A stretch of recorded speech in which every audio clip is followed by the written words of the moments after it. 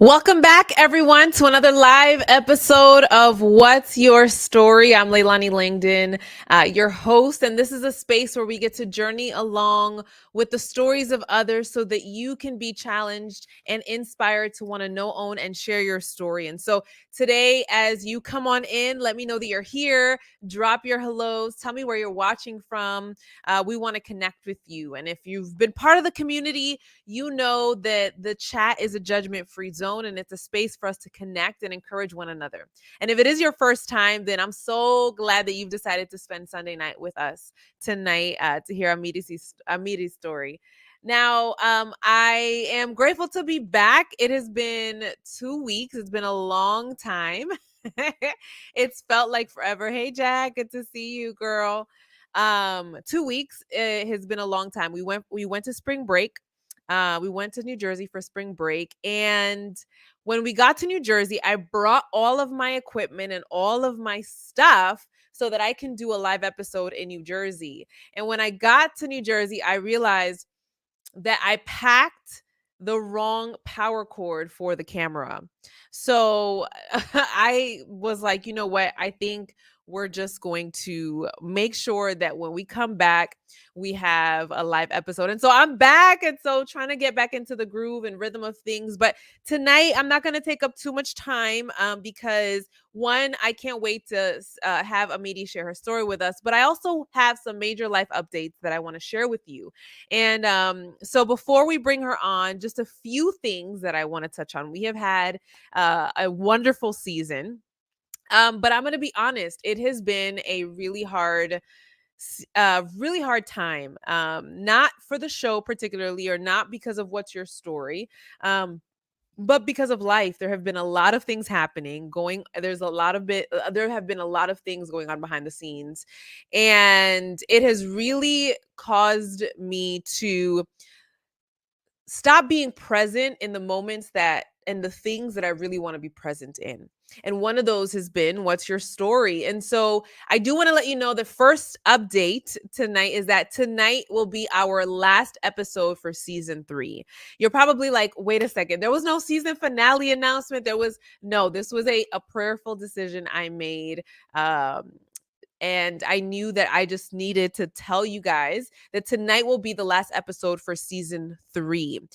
It will be up on the podcast on Tuesday, and you can check it out there and share with all your friends. But there are times in your life where you have to make some difficult decisions. And this was a difficult decision because I wanted to have at least 3 to 4 more episodes this season, but I knew that I didn't have the capacity, and that I don't have the capacity to actually carry out what I need to do in a way that would be to do it at the standard that I want to do it at. So we're ending tonight. Tonight will be the last episode. I'm so excited that Amiris is gonna be our last story.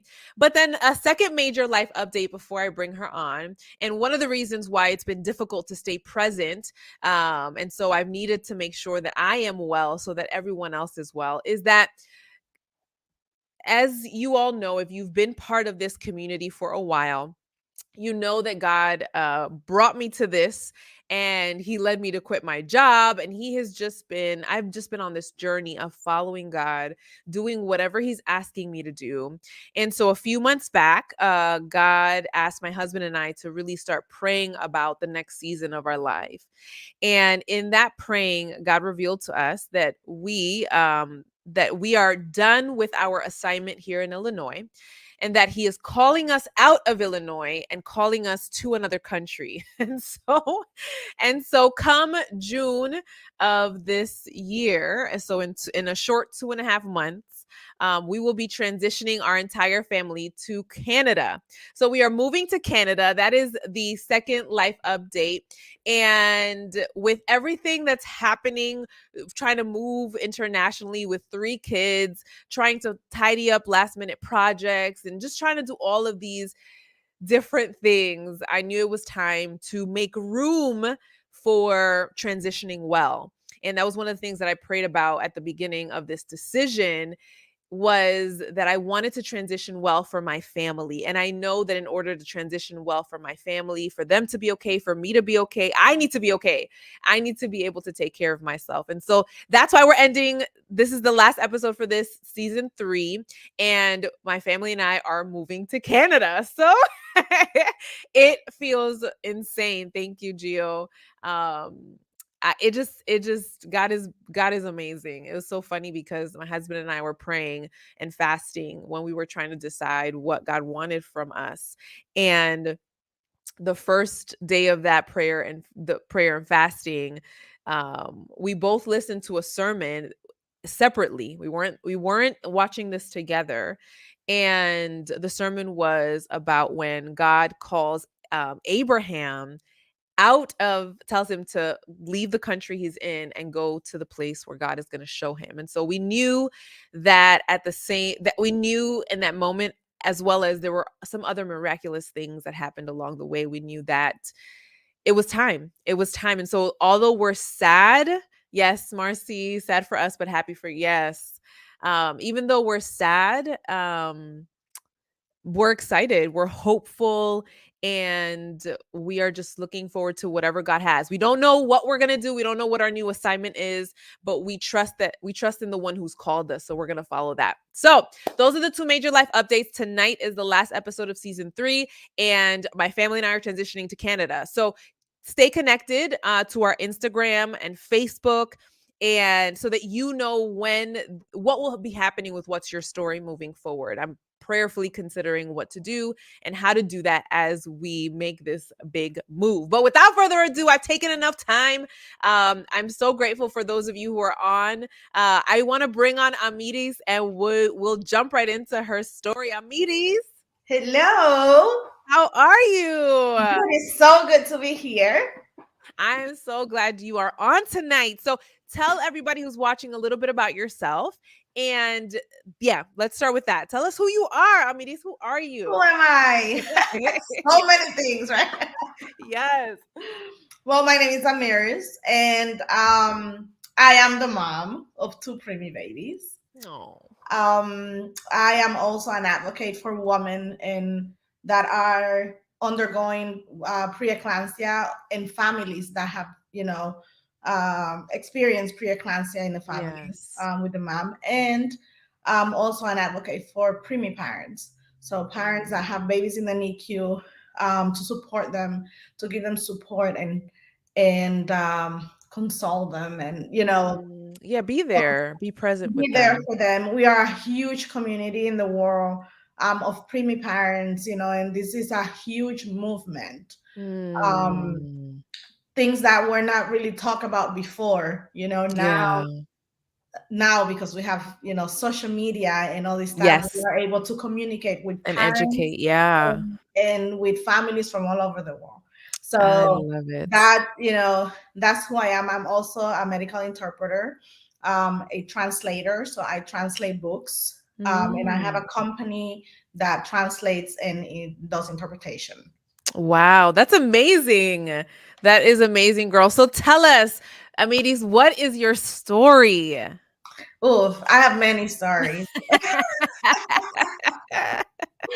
But here we are here to talk about my story. Yeah. Um, well, talking about my pregnancies, right? And Mhm. there's a lot of women out there that are going through situations of stillbirth and miscarriages and premature Yeah. babies, preeclampsia, and so many other issues that we women Yes. are going through. I don't know what's happening or what they're putting in the water, but there's a lot of issues with women right Yeah. now, and I am a survivor. I'm a preeclampsia survivor 4 times. Wow. I have 2 living children, like I said, but I've had Mhm. 5 pregnancies. Wow. Um, and I before I get into detail about that, I want to tell you a little bit about Yeah. how everything started. I have been married for 12 years Yay. to my loving husband, and then um, we when we got married, he's from Eastern Europe, so Mm. we decided to move. He lived in Spain and we moved to Spain. Mm. We got married in the Dominican Republic, and Hey. then from there we transitioned to Spain, and we spent Wow. our first year of marriage there. We were not that young. I was 28 years old, Mhm. and when we got married, and we decided to start forming our family Sure. um, quickly, because we thought we were going to have a whole bunch of kids.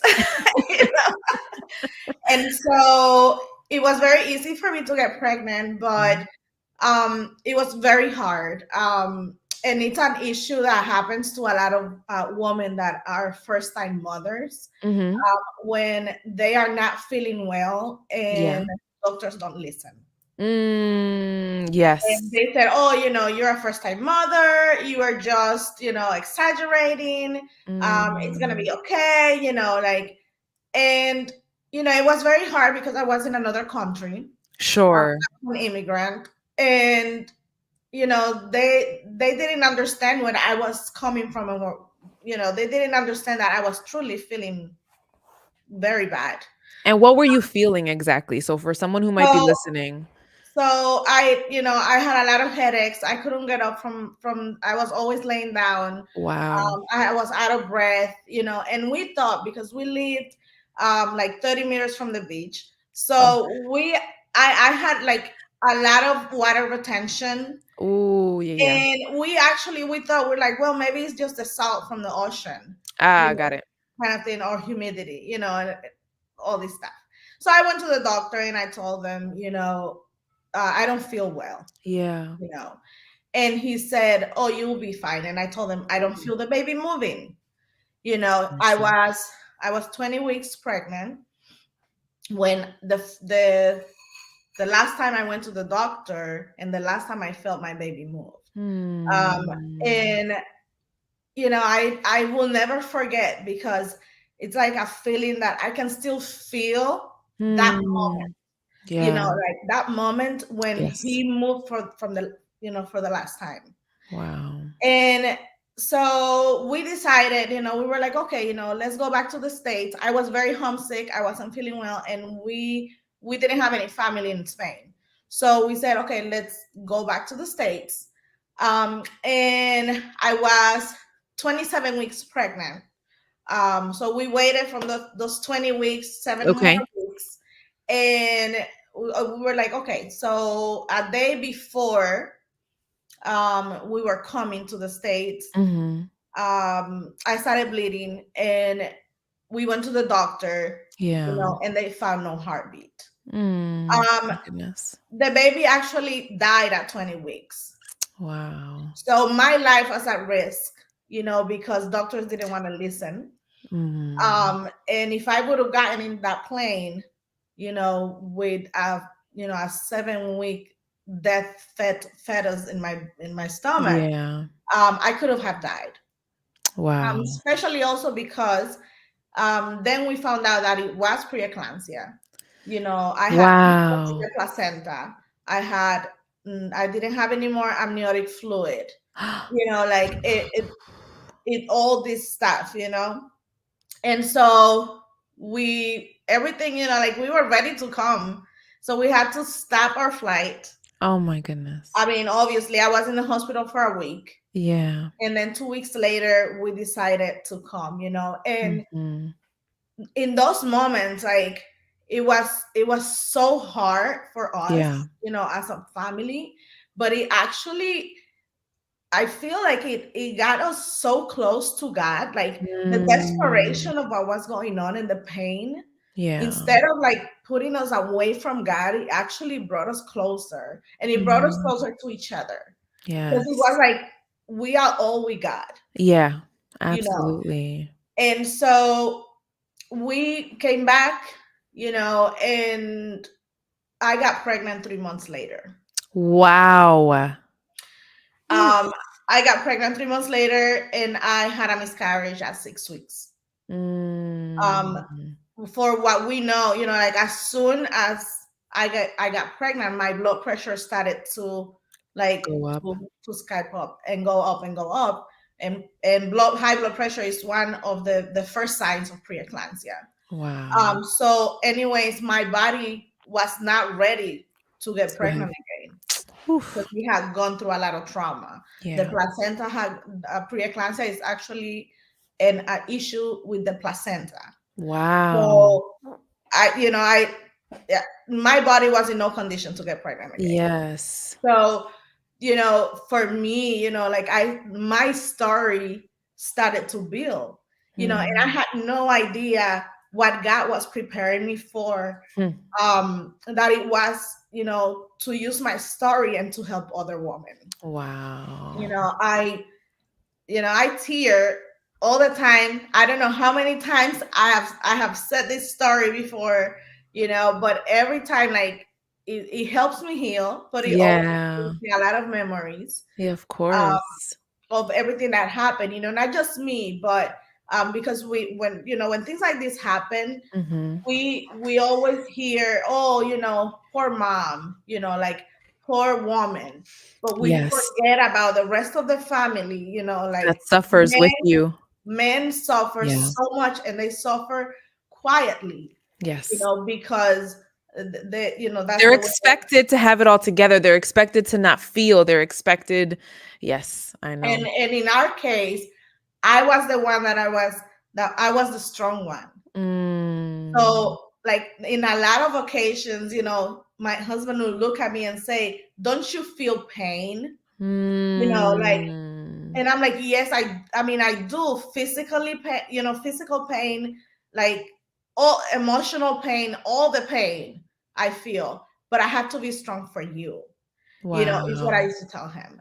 And Oof. so and that's it's tough, yeah. That's hard. That's a hard burden to bear when you are also trying to bear your own broken heart, your own grief, your own discouragement, disappointment. I mean, all of these emotions. Yeah, it was tough. And then, we came back to the States, and every time I went to church, well, the first time I got to church, because people were waiting for me here, Yes, because um, ugh. they knew I was having a baby, Woo. and so people will look at me and say, "How is the baby?" Oh, my heart. And so there was, I go to a big church. There's about 400 members. And so there is a Hispanic church, so they have a lot of Yeah. babies. Yes. So every time I went to church, there was a christening, there was a children's program, there was all this stuff, and I just wanted to disappear. Yes. Imagine. I just wanted to disappear. So I told my husband, you know what? We're gonna go to a church where nobody knows. Nobody knows. Let's just Yeah, go. yeah. Because I want to Wow. continue going to church. Wow. So we just started to go to another church, and I started to heal. Things Yes. started to get better.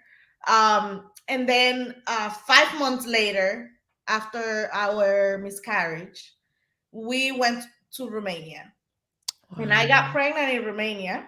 We were in Romania for almost half a year. Mhm. So I got pregnant, and everything was going well. It was a little girl, our daughter. Mm. This is the third pregnancy. Yes.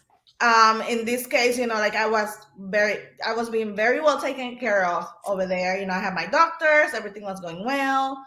And at 20, let me see, she was born at 26 weeks. Oh my Um, goodness. we came back to the States, and 2 weeks later, I found myself in the hospital with Mm. basically, my I had infarct in the placenta, and this Mm. infarct, what happens is that it makes the placenta kind of like come apart. So It there's no detaches. turning back. It detaches, and there's no turning Oof. back. Oh my god. So they were like, I was in the hospital for 2 months. Oh my goodness. I was in the hospital for 2 months. My husband worked nights, so he will go Oh. to work at night and come to the hospital in the morning to Oh see me my by my goodness. side. And we saw so many miracles, though, with Mm. this pregnancy, because we like everything stopped. Like the placenta was supposed to start detaching, continue Yeah. to detach, but we prayed and we prayed, and I had a dream, and it was like God talking to me and telling me everything's gonna be fine. Oh my goodness. Like I it's that dream, like I can remember today, even today. Vividly. Yeah. And so after that, the next day, the doctor said, well, your blood pressure is too high. I had no more platelets. I had no more white blood cells. So Oh my my body had nothing. And my blood pressure was 200 and something over. It was that, like, I was dying, and I developed a syndrome called HELP syndrome, where it's like a high end of preeclampsia, where your organs start to fail. oh my Your liver starts to fail, your kidneys starts to fail, and so your whole body starts shutting shut down. down. Oh my goodness. So at that moment is when the doctor says the baby has to come out, so they both of them can have a chance of survival. Chance. Oh my And a goodness. lot of women don't make it to that. Yes. um it's a big problem. Why? Because like I had good doctors, and doctors that were there for me, and they And listened. listened.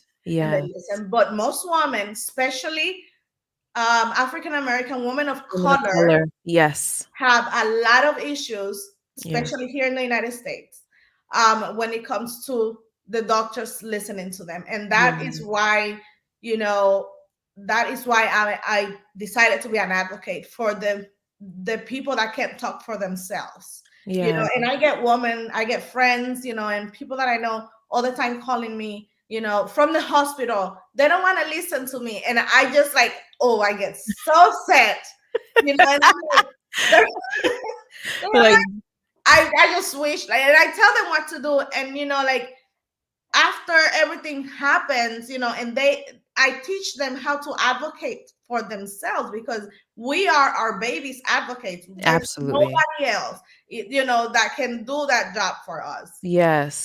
And so we fight, you know, we Yes. fight for We our have life to. and for our babies. Wow. You know, we have to. And you know, our daughter was born at 26 weeks. She weighed 1 pound, and Mm. I'm gonna show you a picture. It's the only picture of her we have. Oh. And I just want to show how small, you know, she was, because Mhm. we forget. Like, even I forget. You know, I have two preemies, and I forget how Yeah, small a they are.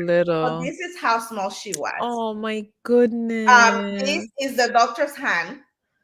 Oh, Uh-huh. she's so And so, little. yeah, she was about 10 inches long, Oh, and she was 1 pound. And wow. so we thought everything was going well with her.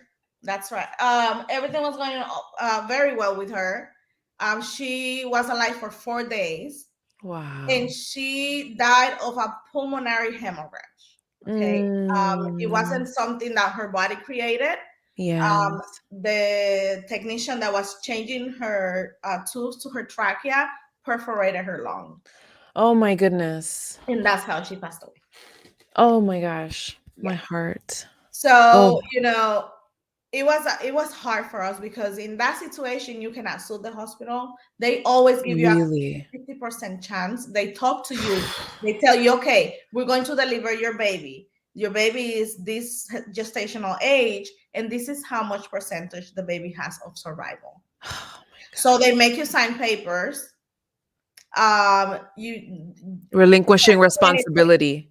And with her, Oh, you know, it was very hard, because I was dying. You know, I was dying. The pastor had to come and anoint me, oh my because I was dying. mm, I couldn't get up from the bed, and so there's my husband taking care of me, oh my gosh. and now he has a funeral to plan by himself. Oh, So he had to take our baby and go to the funeral home. And I always think about this. I'm like, this had to be the the hardest. hardest thing in his whole Yes. life, Mm, without knowing what's going to happen to me, and then right. having to do this by himself. You Yes. know, like, horrible. I mean, I can't even imagine. I always ask him, I'm like, what did you feel? And he's like, I can't even tell you. I was numb. Like, I couldn't Yeah. believe that this was happening to us, you know. Yeah. And Shocking. and even in that circumstances, and that moment, after he came back, you know, from doing the funeral home and everything, um, we prayed together, you know, Hmm. because that was the only thing that we had that could keep us standing, you Yeah. know. And so while he was at the funeral home, the pastor came and he anointed me. And after the pastor left, they did all the tests again, Mhm. and my white blood cell had double in 3 hours. In three Wow. hours. And that was Oh only my the hand goodness. of God. You know, like, there's no way. There's no way. There's no way, you know, Oh, that a doctor can do this. yes. So, you know, there, even though, you know, we've had so many issues and so many things with pregnancy, we have seen the hand of God and how God Mm. takes care of us. Wow. You know, all the time. He's there. Yes. He's always there. You know, I understood that we live in a world of suffering. Yeah. Okay. God showed up. That's right, Pam. And I understand, you know, we when Adam and Eve were, in the garden and they sinned, God told Eve, what did he tell her? He said that she was going to suffer suffering Yeah. having children. Childbirth. He never said really how or what was going to Mm. happen. And Yes. I think, like this is a direct, Yeah. these things, because there's so many things, Absolutely. that can happen in a pregnancy. But that's how I saw it. It's kind of what gave me comfort. And I always thought also, now I know what God felt when Jesus died. Is the Mm. only way that you can, when you have a child that passes away, is the Yeah. only way that you can understand God. Woo. And so, like I started thinking like that, and it has helped me so much. So Hmm. after we passed, through that. I waited. She was born in 2011. Yeah. And I waited, and we were getting ready for adoption, because we said, our case this is too hard. We don't want to put Yes. your life at risk. So we had all the paperwork for adoption. Wow. And then I got pregnant with Kareem. Oh my gosh. Amiris. Because, if you don't clip it, Oh, yes, yes, you yes. can't say you're done. Right? So my husband, You are fertile, girl. You are fertile. so, it's crazy. So here we are, Oh my we are goodness. excited, but I had to stop my life completely. Oh, wow. Because I had to be in bed rest for the entire pregnancy, and Oh, only like I could only go to the doctor. I will go one time to the OBGYN 1 week, and then the next week to the specialist. specialist. Wow. So that was the only times, like, just talking will bring my blood pressure up, and I was on medication, Oh very my very gosh. strong medication for blood pressure. Oh, So Kareem was born in 2018. no. That's our rainbow baby, and my golden baby, like he says. Yes. He's 8 years old now, almost 9. And Amen. And he he's was beautiful. born. Yeah, he is inside out, and out. He was born at 30 weeks, Wow. and he spent 53 days in the NICU. Oh my goodness. So after he was born is when I became a medical interpreter, because I wanted to help, other women. And I worked a lot in, like, labor and delivery and maternity Yes. clinics. So yeah, that was hard. We thought that everything that happened before was hard, but having a baby in the NICU changed our life and changed everything. Really. Oh my goodness. It changed everything for us. And so when Karim was about, in 2016, I published my first book, that is not a Christmas in the NICU, a from my NICU window. Wow. And so I can show it over. Yes. So this is our book from my NICU window, and as you can Mhm. see, this is Karim. He looks like that, by the way. Um, He's so cute. and so, this is it's our baby. It has some pictures that are actually pictures of real pictures of us inside. Wow. And we also include information about preeclampsia, signs, and symptoms of preeclampsia. And I always give, the story. This was the beginning of the story. So this has the book really is about a baby that is in an incubator and he's looking through the window, because the isolates, Mhm. the Yes. they have this little, Yeah, circles. and Yeah. so Kareem, he never cried. Oh. He was just there looking with his big eyes. He had blue eyes.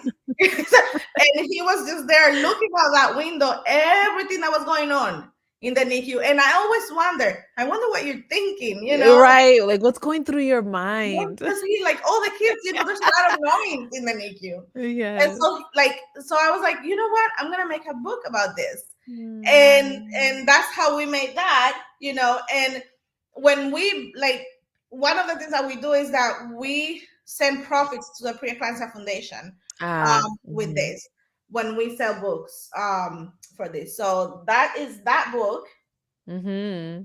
which you can From my find NICU window. in Barnes and Nobles and Amazon. And I don't know if you're gonna put Yes, link I'll put the link in the comments. somewhere. Absolutely. And so there was Kareem. Then we decided we didn't want to have any more children. Okay. We were done. Yeah. That's a Again, lot to go through. again, we were done.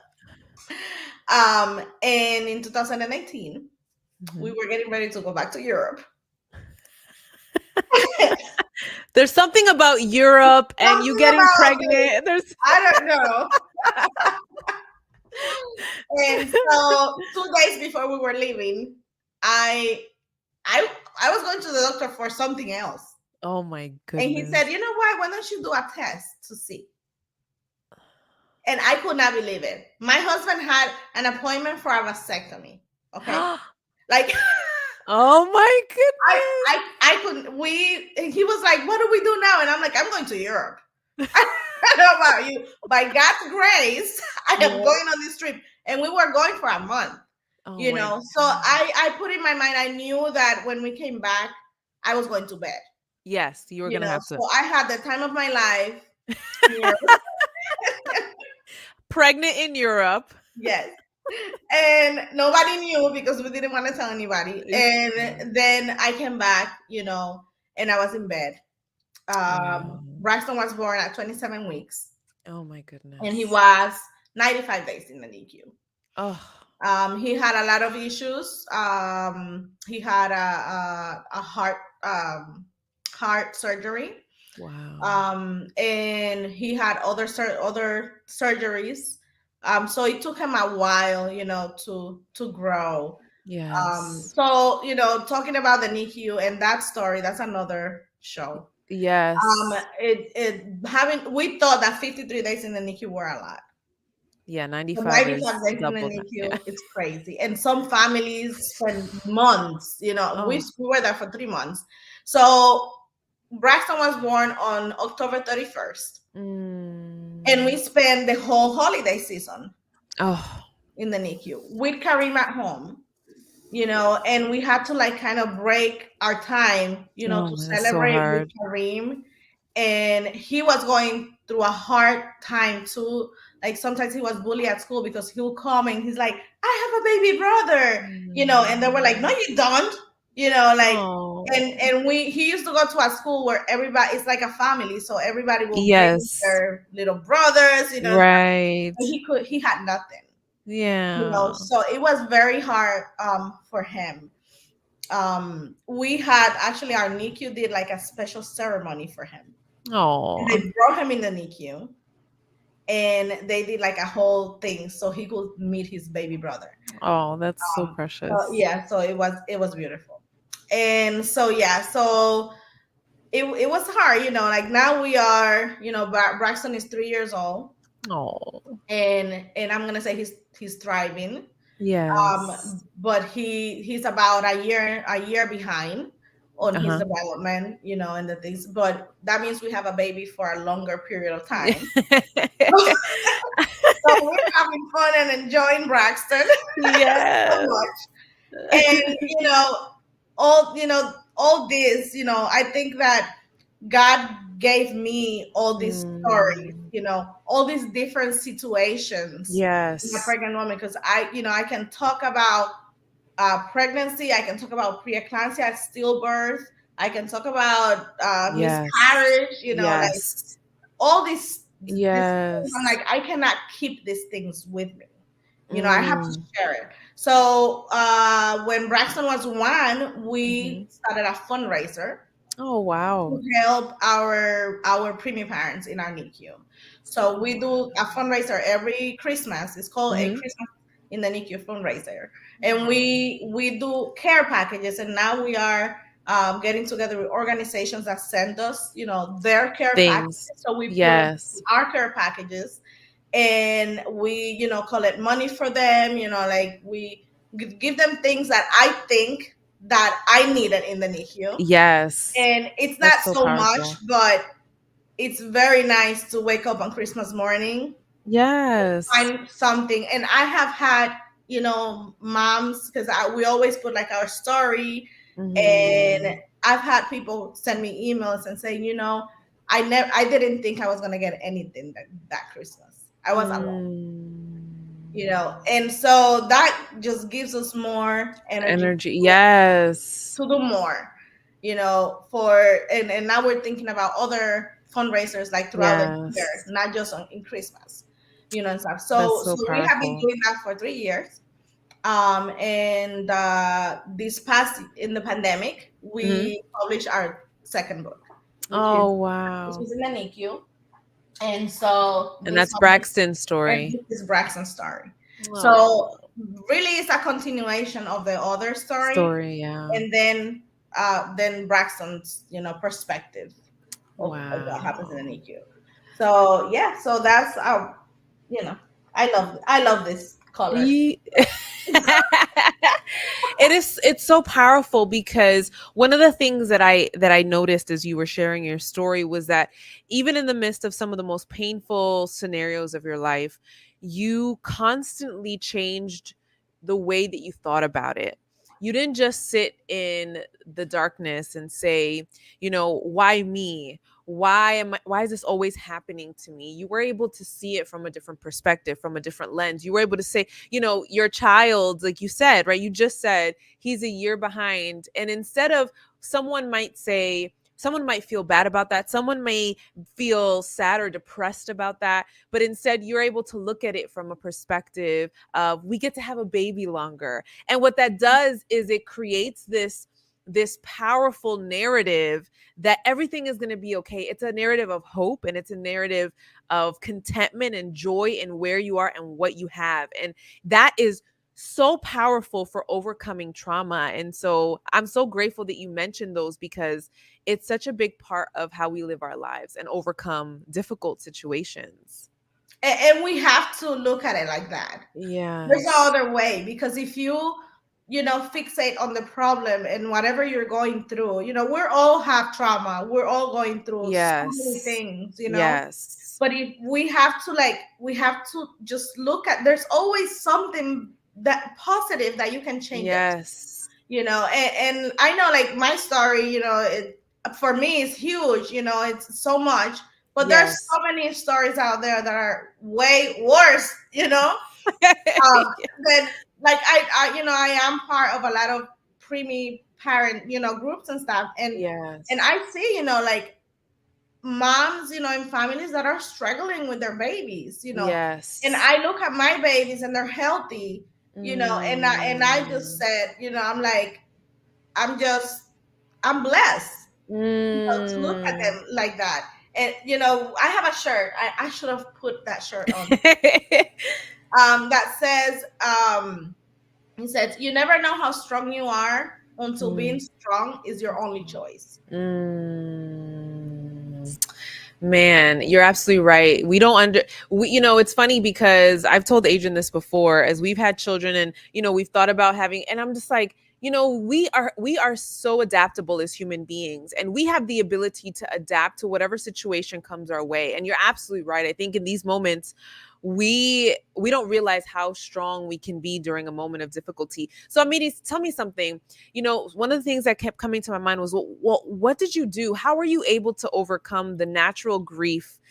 How were you able to push through that? What were some of the things that you did when it came to healing and being in a space where you were able to say, I can now share my story and I want to go back and help others? you know what did you do? What were some things that you did? I have always shared my story, Mm. like, from the beginning.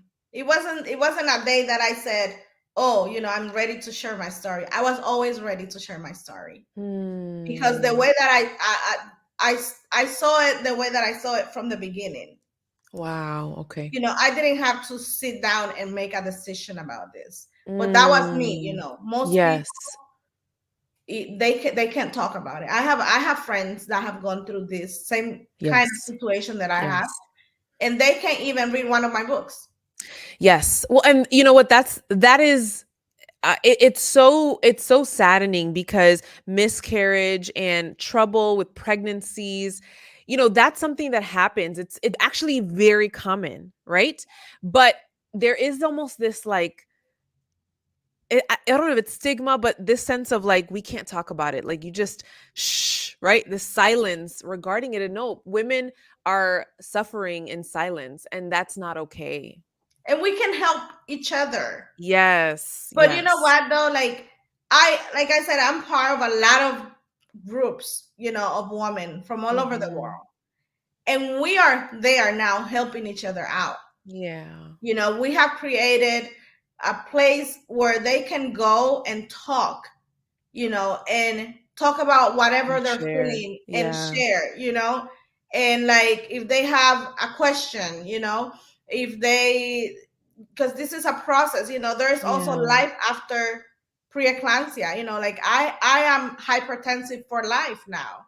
Wow. And women with preeclampsia that have preeclampsia are um like we like are more propense to have heart attacks and heart issues, and kidneys and liver issues, like all this stuff, This is vision, ongoing. vision, Yeah. like Wow. so many things. So it's an ongoing fight. Some people Mm. are fine, but most people have issues. A lot of women now are undergoing like lupus and other. Why? Mm. Because your body is talking. Your body has gone through so much So trauma much. that that it's saying, you know what, I can't do this anymore. Yeah. But we have to remember, that one of the things that answering your question, I look at my husband. I love my husband. Mm. And I Yes. look at him and I always say, he was first. Mm. So even though we didn't have babies, we didn't have a baby, but he was there. And he was Mm. first. He was always first, and he will always be first. So Mm. he just knowing that I couldn't go down, I could not, like, I had to be strong for myself, but I Yeah. also had to be strong for him because he was my partner. We did this together. Mm. Yeah. We are actually in this together. Yeah. Actually. We're in this together. So that just, it's one of the things that I've always looked back, and we look at each other all the time because like every milestone that our babies are doing Reach. Yeah. reach, we just look at them and we look at each other and we're like, look how far we have come. Oh. Like some people are like, oh, that's nothing. Like Right. every baby does that, and I'm like, not ours. Ours just Yes. do this. If you only knew. If If you you only only knew, knew. like Yeah. I know you are on my social media and you see, like Yes. I worship my children. Like we celebrate half birthdays. Okay, every Yes. 6 months there is some type of I celebration. love that. I love that. Because we want them to understand that how special they are. What Yes. what miracles they are. Yes. And like Kareem, like he's so funny because like we go anywhere and we meet someone and he's like, I'm a preemie. And he's so proud of who he is. And I'm like, Oh. and he's like, all his friends in his classroom know what a preemie is.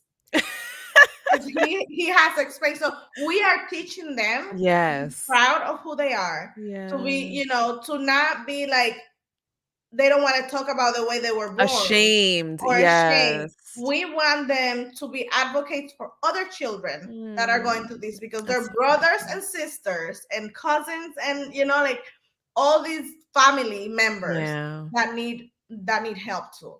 So Wow. and, That's and so that's my good. story, like we could talk here forever because Yes. a lot more to the story.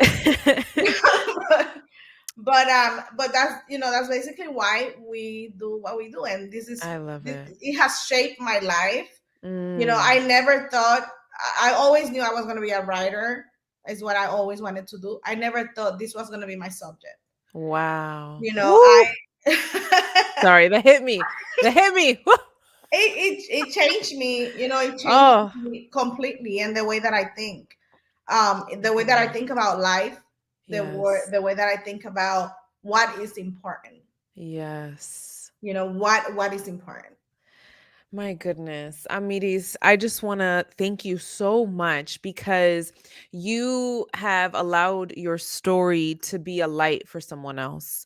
You shed light every day as you take on this role to advocate for women and to educate women on how to advocate for themselves and how to continue to be strong in the midst of something that is so difficult and so painful. And so I thank you so much for your courage.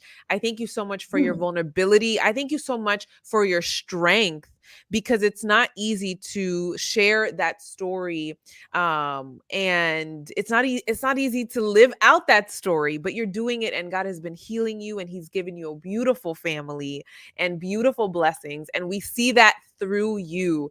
Pam says thank you so much for sharing your amazing story of overcoming. And Thank I'm you. I'm so grateful that your story has inspired you to continue to move and to live on purpose in this space in your life. And so I am just so grateful that you decided to come on tonight and share that beautiful story. And I know it's going to be something that's going to continue to inspire people as they hear it. So thank you so much. I am going to drop the links for the books. You can find them on Amazon, and support Amiris on her journey. She has some exciting projects coming up. What's next for you, Amiris? Tell us before I send you backstage. Well, I can't say much, Mhm. but we are embarking into sponsorships, Yes. for we want every NICU baby to have this book. We want every Mm. NICU family to have this. And, like my husband always laughs at me because I give out the books. He's like, "You're supposed to be selling them." Like, sell them, don't give them up. And I'm like, every time I hear of someone that went You're through just like, something like "Here." that, I'm like, here's my book. Read, this might help you, kind of thing. Yes. But we're hoping that we're gonna grow so we can help. Yes. I Because the love it. more we grow, the more we can help. And Yes. now, I am not gonna have any more children anymore. So Yeah. for sure. And You made sure this time. for sure. And so, now we can dedicate our time to do that. And we are planning like a tour, throughout the United Oh, I States. love that. And we're going to Europe, like we're gonna get the word out there and show people, because there's a lot of people that need some Yeah, support. that support. Mhm. That is absolutely amazing. And I'm so excited for that journey for you. And I know God is going to continue to bless and grant you favor. So we're going to be Amen. praying for you and supporting you. Books are From My NICU Window and Christmas. A Christmas in the A NICU. Christmas in the NICU. All right, Amiris, thank you so much. I'm going to send you backstage and we will chat after. All right. Guys, I just want to encourage you tonight to lean in to recognizing that there is good in every scenario, that there are moments where you think you may not be able to make it, but that you have everything that you need to be strong. You have everything you need to be a light and to shine a light to those around you. Your story was given to you for a reason. And I know that that story may have difficulties and trials and traumas, but I believe that if we trust God with that story, that He will use it to then influence the lives of others, to change you and in turn change others. And so I want to encourage you tonight to lean in. And I hope that her story inspired you to want to do that.